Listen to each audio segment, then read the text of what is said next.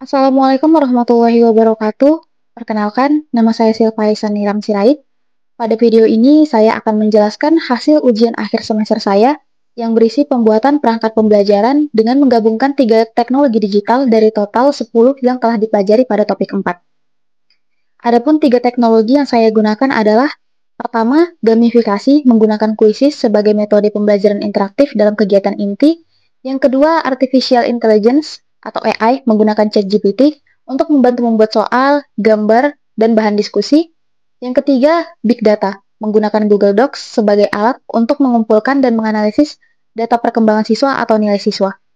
Kombinasi ini saya pilih karena masing-masing teknologi mendukung proses pembelajaran secara menyeluruh, mulai dari penyusunan materi, pelaksanaan kegiatan inti, hingga hasil analisis hasil belajar siswa. Pertama, saya akan tunjukkan bagaimana saya menggunakan AI ChatGPT pada pembelajaran ini.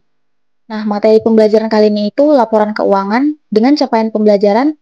Pada akhir fase F, peserta didik mampu menyusun laporan keuangan berupa laporan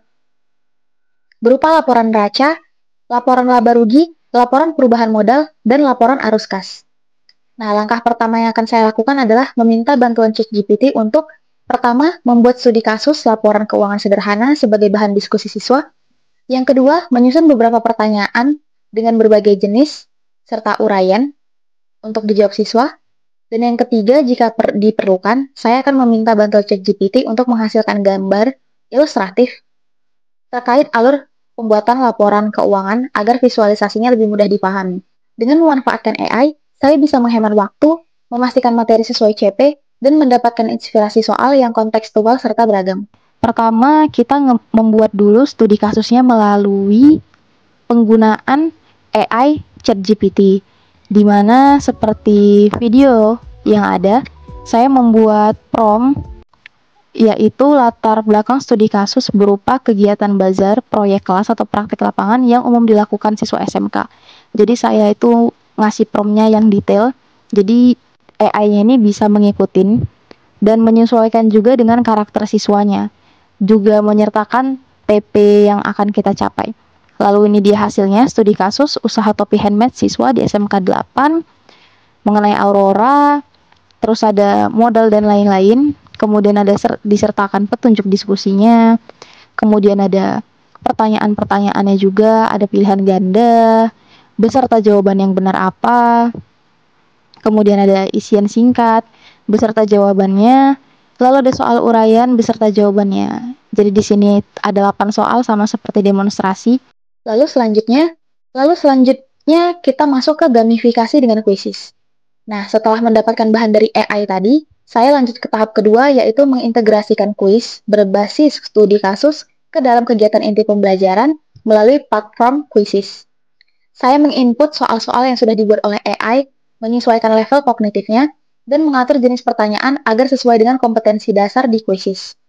Lalu siswa akan menjawab soal berbasis studi kasus laporan keuangan secara mandiri, terlibat aktif dalam pembelajaran melalui pengalaman belajar yang menyenangkan, mengalami proses pembelajaran berbasis masalah tanpa perlu menjelaskan materi di awal, dan setelah kuis selesai, saya sebagai guru membahas dan mengklarifikasi jawaban siswa, serta memberikan penguatan terhadap konsep-konsep penting yang muncul dari hasil diskusi.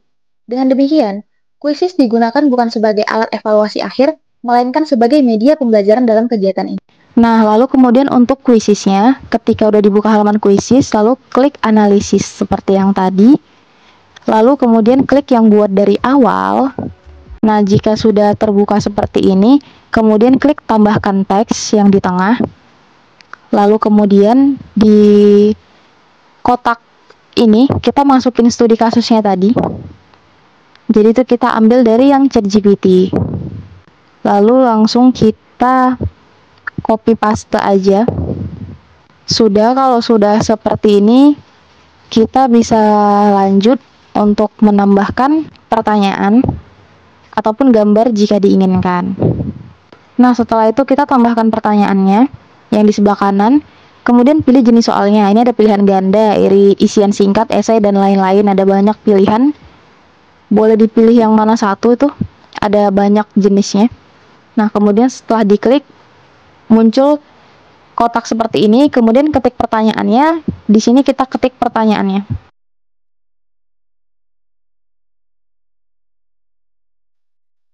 Nah, kalau sudah kita ketik pertanyaannya, selanjutnya adalah kita isi opsinya. Lalu kemudian centang kotak di atas yang ada pada bagian atas untuk memberikan tanda jawaban yang benar. Nah, seperti di sini B itu jawaban yang benar ya, 600.000. Kemudian kita bisa ganti poinnya, mau berapa poin. Di sini saya buat satu soal itu nilainya 10 poin. Nah, kemudian lalu disimpan. Ini hasilnya kalau sudah disimpan. Lalu untuk pertanyaan selanjutnya bisa seperti tadi, diklik, tambahkan pertanyaan, kemudian pilih jenisnya. Untuk yang kedua ini saya pilih esai. Maka tampilannya akan seperti ini. Kita ketikkan soalnya apa. Nanti di sini siswa akan menjawabnya. Kalau udah, bisa disimpan. Kemudian tahap ketiga atau terakhir yaitu Big Data dengan Google Docs. Selanjutnya saya menggunakan Google Docs untuk merekam dan melacak perkembangan siswa. Meskipun masih dalam bentuk Big Data sederhana, manfaatnya ini sangat terasa bagi saya. Di antaranya, pertama itu bisa mencatat siapa saja yang sudah atau belum mengumpulkan tugas. Yang kedua, melihat track record keterlibatan dan partisipasi siswa dalam pembelajaran. Yang ketiga, membaca tren, konsistensi, dan akurasi siswa dari waktu ke waktu. Tabel yang saya terapkan ketika PPL 2 di SMK yaitu membuat tabel digital yang berisi nama siswa, jenis tugas yang dikumpulkan, dan hasil data siswanya. Data ini akan sangat membantu guru dalam mengambil keputusan, memberikan umpan balik yang tepat, serta merancang strategi pembelajaran lanjutan. Big Data membantu guru tidak hanya mengajar, tetapi juga membaca situasi kelas secara data-driven. Nah, kemudian untuk big datanya, di sini saya tuh menggunakan Google Dokumen. Jadi bisa dilihat pada video, di sini ada data kelas 11 busana 4, 12 busana 3, 12 busana 4, 11 busana 6, dan 12 busana 1. Lalu kemudian ini kita lihat dulu data di 11 busana 4. Ada nama siswa, terus di kolom selanjutnya itu ada jenis-jenis tugas yang dikerjakan, dan beberapa nilainya. Nah, di sini terlihat sekali mana siswa yang mengerjakan tugas, mana yang tidak mengerjakan tugas sama sekali, mana tugasnya ada yang bolong-bolong, mana yang nilainya A semua, mana yang rata-rata B semua, mana rata-rata C ada semua. Oh ya, cara membuatnya gampang sekali, tinggal buat tabel seperti di MS Word, lalu kita bisa masukin nama siswa, terus jenis-jenis tugasnya. Kalau di sini kan kami ada buat flower crown, clay ganci, catatan bab 1 sampai bab 3, desain kemasan, strategi pemasaran. Lalu selebihnya itu bisa diserahin ke teman-teman.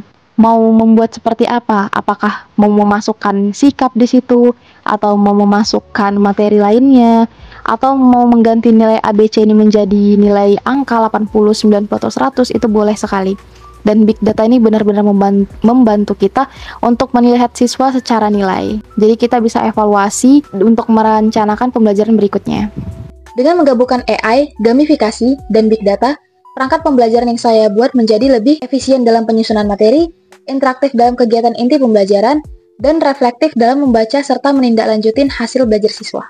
Terima kasih telah menonton video ini. Semoga video ini bermanfaat dan bisa menjadi inspirasi dalam mengembangkan perangkat pembelajaran yang relevan dengan era digital. Assalamualaikum warahmatullahi wabarakatuh.